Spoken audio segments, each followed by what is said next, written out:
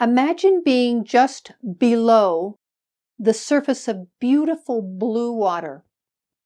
As you bob along the shoreline, you can see glints of sunshine bouncing off tiny waves and an endless blue sky above. It doesn't matter that there's a universe of air to breathe for the next 100 years. If you can't get to the surface to take that first delicious gasp of air, even though you may only be inches from where the water meets the sky, the quantity of air that can keep you alive for decades into the future has no value if you can't get to the surface. Without short-term survival, there is no long-term survival. I'm Kelly Rhodes with Body and Behavior Institute. Many youth in treatment don't expect to survive the immediate future, let alone 10 years from now. It's not that they think they won't survive. Based on the survival-relevant events their organs and systems have experienced, their survival systems aren't predicting they'll survive. It's a whole-body prediction based on a symphony of cues, only a few of which are consciously perceivable. It's not a decision, it's a body state. Their lived experience is that they won't survive their environment for very long. People around them die early of violence, poverty, and related health issues. Their behaviors reveal the experienced survivability of their environment. They may defy parents, teachers, or police officers. They may steal, they may use substances. They might be sexually active or have babies earlier than others. They may be aggressive and violent. These behaviors are recognized by the youth treatment continuum as maladaptive. These are the behaviors the youth treatment continuum seeks to fix in each individual youth. However, research in the field of developmental psychology suggests that a youth who responds to a dangerous or unpredictable environment by developing insecure attachments, adopting an opportunistic interpersonal orientation, engaging in a range of externalizing behaviors, sustaining an early sexual debut, is no less functional than the adolescent who responds to a well-resourced social environment by developing the opposing characteristics and orientations. These behaviors are adaptive, specialized, to help them survive the environment they have experienced. Developmental psychology refers to these adaptive constellations of behaviors in response to differing environments as fast or slow life history strategies.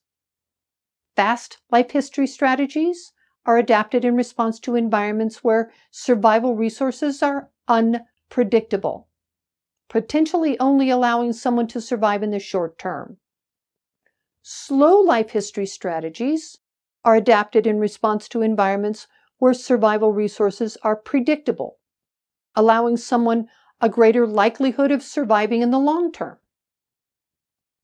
Predictability appears to be the fulcrum between short-term and long-term survival strategies. Our survival systems are designed to keep us alive both in the immediate moment and into the future.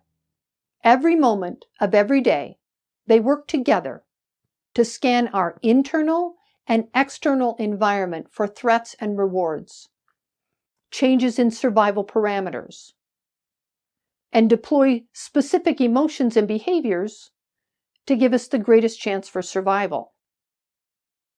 When immediate survival is not predictable, these systems are designed to make corrective changes.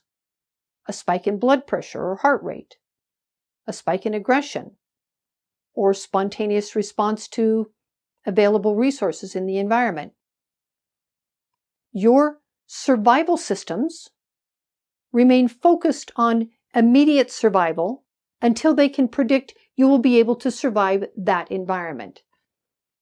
When those systems experience immediate survival to be predictable, their focus and their resources are free to be used to pursue long-term survival, education, a career, a home, a family.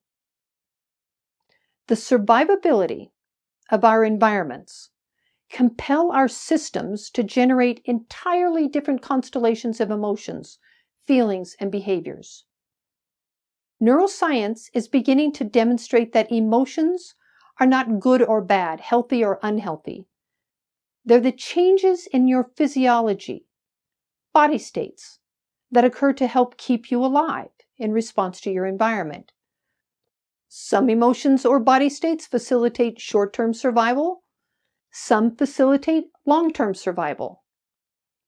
Short-term survival body states include feelings like shame, doubt, scarcity, and fear.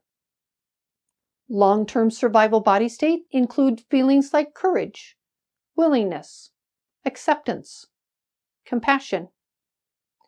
Both short-term and long-term survival body states are necessary for everyone's survival. When youth demonstrate behaviors that reveal the survivability of their environment, their bodies are reminding us that without short-term survival, there is no long-term survival. Their body is asking for predictability of survival resources as insistently as the person underwater is asking for that first delicious gasp of air. When you demonstrate short-term survival emotions and behaviors, recognize them as indications that your survival systems are enlisting their resources to help you survive that moment. Staying in short-term survival emotions and behaviors means your survival systems and all their resources can't be used to support your long-term survival. If you're interested in the research I've talked about today, I've included links in the description. I'm Kelly with Body and Behavior Institute. If you found value in this video, please give it a thumbs up and subscribe. Thanks for watching.